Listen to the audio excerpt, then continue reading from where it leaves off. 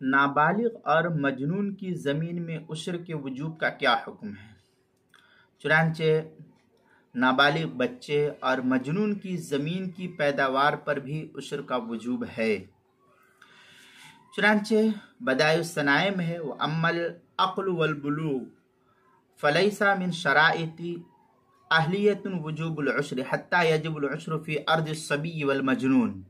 یہ بدائع الصنائع دوسری جلد صفحہ 173، فتاوی ہندیہ پہلی جلد صفحہ 185، محیط برہانیہ میں ہے وَيُؤْخَذُ الْعُشْرُ مِنَ الْأَرَاضِ الْعُشْرِيَّةِ إِذَا كَانَ الْمَالِكُ مُسْلِمًا صَغِيرًا كَانَ أَوْ كَبِيرًا عَاقِلًا كَانَ أَوْ مَجْنُونًا۔